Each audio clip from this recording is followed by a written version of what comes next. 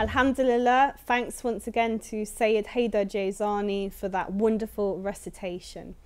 Assalamu alaikum dear viewers, and welcome back to Hijab and Etiquette. Today inshallah we are going to be grappling with the question of shaking hands with the opposite gender. This is such a controversial topic, and many of us, even though like we understand that we're not supposed to do it, in the back of our minds we just think this is a bit extreme. Why are we worried about such a small thing? You're in contact with that person for a few seconds. What's the big deal as such? So we're going to be discussing that and more inshallah with my guest, Sister Masuma Jafar. Assalamu alaikum. Wa alaikum salam wa rahmatullah. So it's, yeah, let's just get straight to the point. Is it such a big deal, me shaking hands with a guy? Yes, because it's haram. Yeah, good point, good point. Yes, yeah. It's, I was actually talking to a non-Muslim, in fact she doesn't even believe in God, okay. And she refuses to shake anyone's hand because she says that why should a man come into her personal space and have physical contact with her? Why is that okay? And she says, I choose not to, not from a religious perspective, but as a woman I have the right to say no. And that was quite interesting, because for me it was like, it's always been from a religious perspective that, you know, you don't shake hands.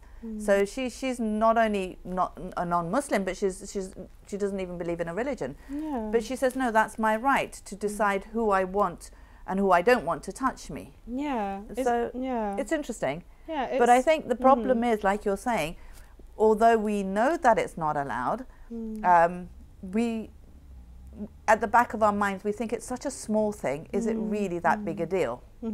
Now, one, I don't think we have the right to decide what is a small thing and what is not when God has dictated. Disobedience is disobedience, and that's the biggest sin, that when you disobey Allah knowingly. So you know God has told you not to do something and you choose to do that thing. That is probably the biggest sin. It doesn't matter what that thing is. I mean, if I was to tell you that this, you know, this sister or brother drank alcohol, it would be, oh my God. Whereas if I was to tell someone, oh, this sister or brother shook hands, it'd be, oh, so big deal. Completely different reaction. Both are disobedience. Yeah. Do you see? So it's. I think we as Muslims need to understand that the biggest sin is to disobey Allah in whatever it is. We can't decide this is small, this is big. Okay. Secondly, again, it's allowing society to tell us what's norm. So at the moment, it's shaking hands.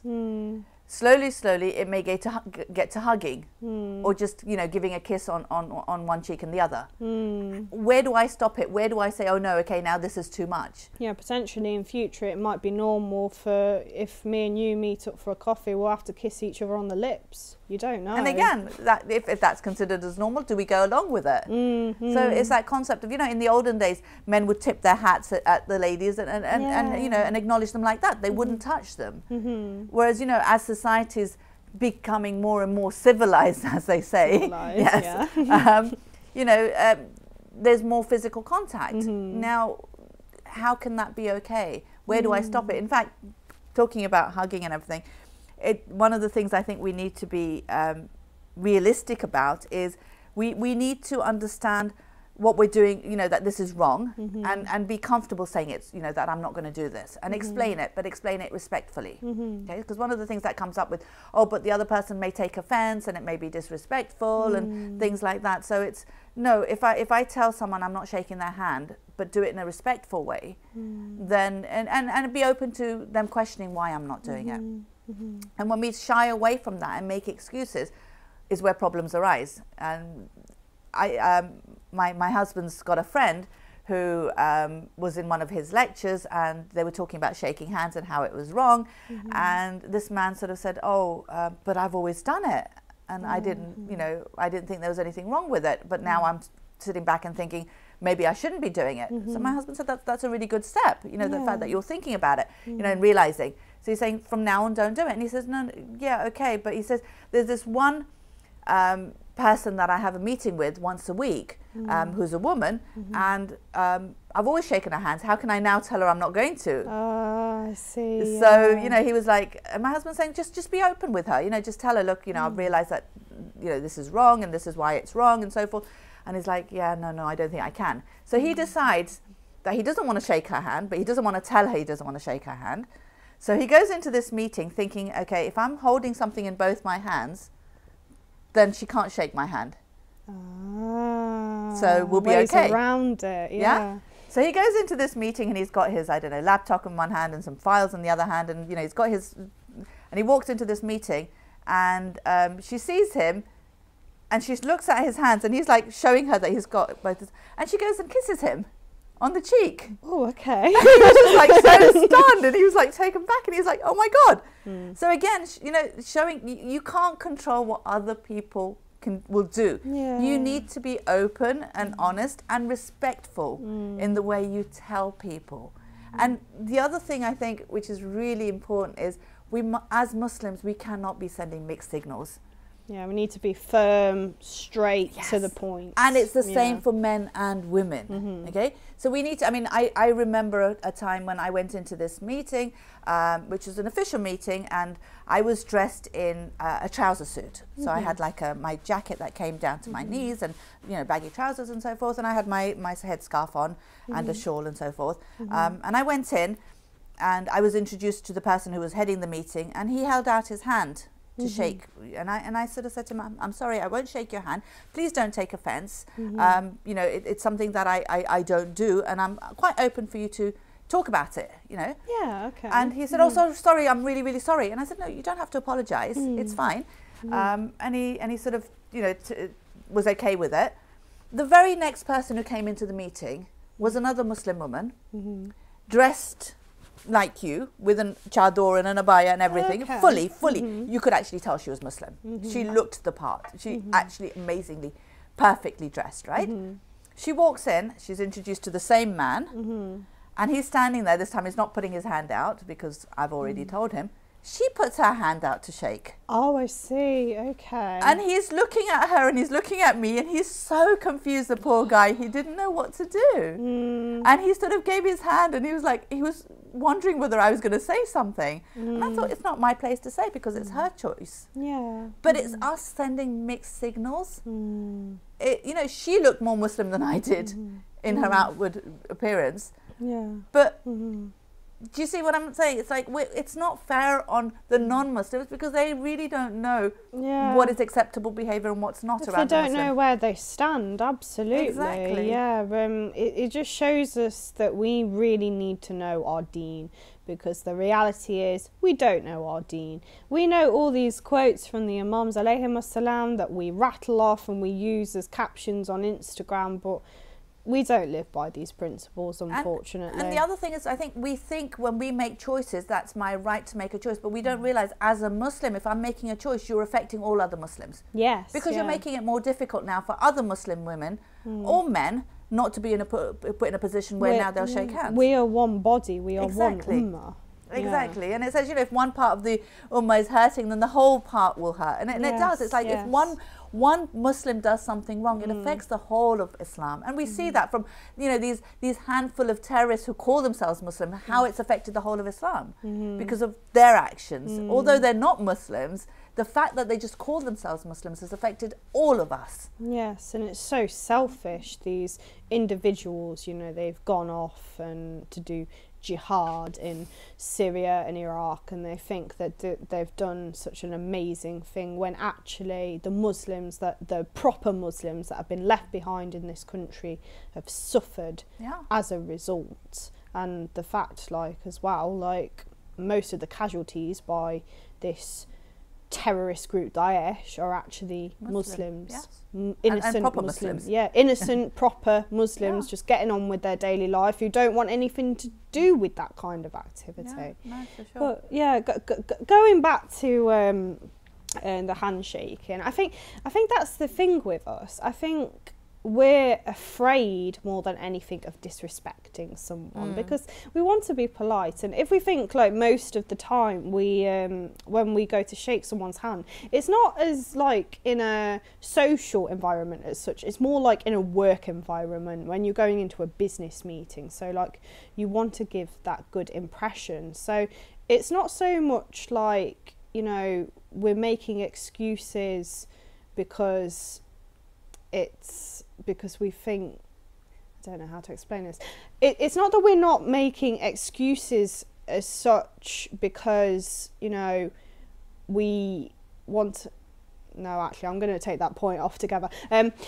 Basically, we are worried about disrespecting in other individuals, and I'm just wondering, like, is it the norm to shake hands as a greeting all over the world, or do other countries and other cultures have a different way of greeting each other? I'm sure they do. I mean, like I know in the Middle East, it's the men tend to sort of hug each other and sort of, you know, kiss each other on the cheek, which is not the norm here. Yeah. So you know, there are different ways of sort of greeting each other. But again, it's doing it. I think it's not about disrespecting the other person. It's about sort of making them realize that it's your choice, but you're not doing it to disrespect them, but you're doing it because this is what the values that you live by.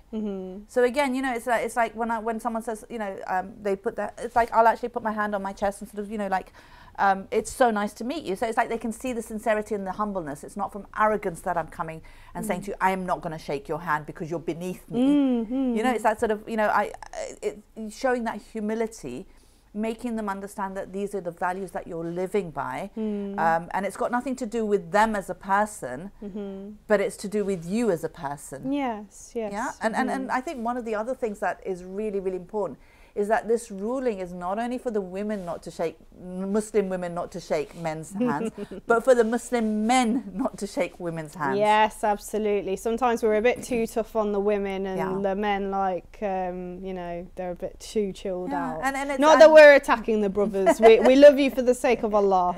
But it is, I think, you know, and when I've spoken to brothers who do this, who shake hands, they're saying, well, it's to ensure that there is no lustful, desirous feelings there. When I'm shaking a woman's hand, I make sure that there isn't. And I was like, well, you have no idea what's going on in her mind and in her emotions. And he says, yes, but it's usually the man who, you know, you're sort of, again, that concept of hijab is only for the women, and as a man, then I don't have to worry about it. Yeah, it's not my problem kind of thing. Which is so wrong, because it's like, you know what, you still have to maintain hijab as a man, and part of the hijab is not having physical contact with the opposite gender. And again, I suppose we're playing into the concept of oppression. Oh, look, your wife can't touch a man, but you're allowed to touch a woman. Yeah, double standards. Yeah, absolutely. Yeah, it is a case of being clear with non-Muslims. This is what our deen is, this is what our religion is, and this is not what our religion is as such. And I guess that the thing that's helped me to come to terms with, like, not shaking the hands of a non-mahram is just, like, I think of lines from, like, poetry or even songs, because yes, music is haram, but, like, we're surrounded by it in the West. We go shopping, we hear it, you know, we can't help it. You know, there's these particular lines that that stand out to me, that people fall in love in mysterious ways, maybe just the touch of a hand. And that really got me thinking. I just thought, hang on a minute, you know, me touching the hand of this guy, you know, actually, yeah, that skin on skin contact, that could mean something. And this religion is about prevention, because prevention is better than cure. For sure. For sure. No, I think it's really, really important to understand that although we're seeing it as something very small, where do we draw the line? Yes. You know, next hugging will be acceptable. Yes. Do we go along with that? And then kissing becomes acceptable. Do we go along with that? Where do we draw the line? If God has already drawn a line, then who are we to move that line? Yeah, of course, yeah. So, like, basically, like, from our discussion, we've come to the realisation that the best way to deal with this potential issue is just to explain ourselves, to be firm in what we believe, but also respectful as well, and just say, you know, I'm open to talk to you about this, and you know, I've got no ill feelings towards you at all. I was just wondering though, like, is there any other ways that we can get around it? Like, for example, I know some sisters, you know, when they go for job interviews, or if, you know, they work in a business environment, they will wear gloves. Yeah, and that is allowed. That is allowed, okay, yeah. So that is allowed, because then there's no skin-to-skin contact. Okay, is there any hadiths from the Imams alayhim as-salam that back that up? Well, there must be, because obviously the Marja has allowed it, so he must have got it from some hadith. I Yeah, can't think of anything. That's true. I can't think of anything off the top of my head at the moment. But it again, I think it is something that is discouraged, because you're still getting that close, and getting into, you know, that concept of getting into your personal space. Yeah. But it is allowed when you look at it from a purely fiqh perspective, because it isn't skin-to-skin contact. Okay, so potentially that could make our lives a little bit easier. Yeah, I mean, if you feel you're in a position where you really have no choice and you have to, then that's the best way to do it, is to ensure that you're wearing gloves. Yeah. But again, can you imagine wearing gloves indoors, especially in the summer? It would have to be like those very thin ones, so, you know, like the ones that you can get from like Muslim shops. But then again, like, that again looks as if you're being an extremist, and if you're trying to show you're not extreme by shaking hands, this actually shows that you're an extremist, because you're so worried about men looking at your hands that you're wearing gloves, because they're not going to look at it from the perspective you're wearing it so you can't shake hands. They're going to think, oh, she's even covering her hands with gloves. It's not just that as well, like, it's not very practical to wear gloves. Like, I know sisters who like wear gloves all the time, mashallah, like, but I can't do that. Like, I tend to just wear them when I'm out and it's freezing cold, but I can't use my phone. Like, I'm just like I'm trying to tap a message to someone and it's impossible, and it's like, you know, fiddling around, getting my card out my purse, like it's too much effort, honestly. It's just so much easier just to be open and just polite about it. It's coming from a perspective of a humbleness. I think when you come across very aggressive, then you come across arrogant, and it makes the other person feel as if they're being disrespected. Whereas if you come across from a perspective of humility and humbleness, and explain that these are your values and they should not take offense to that, and you're open again to having a conversation, if there's anything they would like to ask you about it. I think that if they take offense after that, then really they need to self-reflect on why they're taking offense. They're very narrow-minded. Yeah, of course. And again, it's that concept of oppression. Then why are you putting your values onto me? Yeah. You feel that this is the way to greet and the only way to greet. I don't agree. Yeah, of course. That completely makes sense. And you can't win all the time, really, can you? I mean, like, you know, if somebody does take offence, then that's their choice at the end of the day. If you've done the right thing and you've been respectful, then there's no blame on you, you know? At the end of the day, it's their choice. Yeah. And I think a lot of the times people will turn around and say, but if I go for a job interview, if I go for a university position, then, you know, they've already sort of decided, oh, they don't want me because I didn't shake hands. My answer would be, where is your tawakkullah? Allah is in control, not you. If you are meant to get this job, no matter what this person thinks, you will get this job. If you were meant to go to this university, no matter what this person thinks of whether you shook hands or not, you will get this university spot. You know, where do you, again, draw the line? Are you so in control that you're willing to do anything for a job or education? You know, it's like, where do you draw the line? Again, you know, when you get this job, if you're expected to go to a pub for a meal, would you again say, oh, I have to because it's my job? You know, where it just becomes so blurry, it's so difficult then. Yeah, definitely, yeah.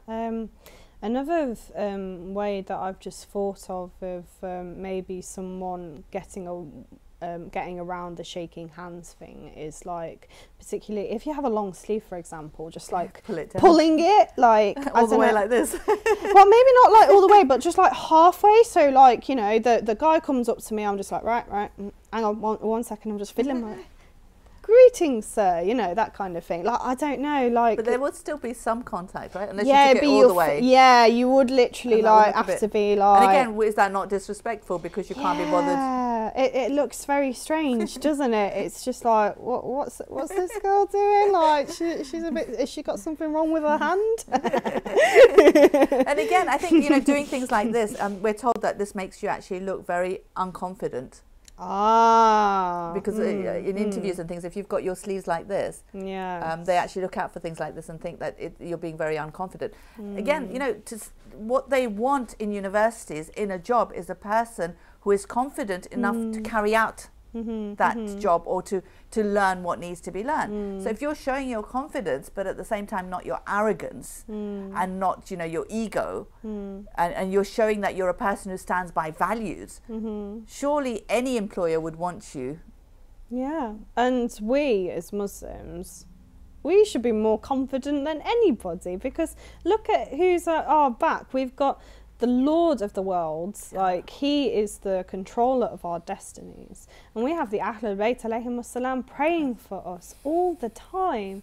Like we just don't realise it. We go to ziyarats, like we go and visit these graves, and like we or even us, we treat them as just dead bodies, and they're not dead. It's just their bodies, but their souls are alive. Their souls are alive and being provided for their Lord, and they know exactly what is going on with their shears, with their lovers. And of course, we cannot forget that we have the Imam of our time. May Allah subhanahu wa ta'ala hasten his reappearance and end this sorrow of occultation that we are facing. You know, with whatever we do in our lives, you know, we should try and speak to him every day. If we have a job interview, if we have a business meeting and we're scared of, you know, disobeying Allah subhanahu wa ta'ala, you know, we should just turn to him.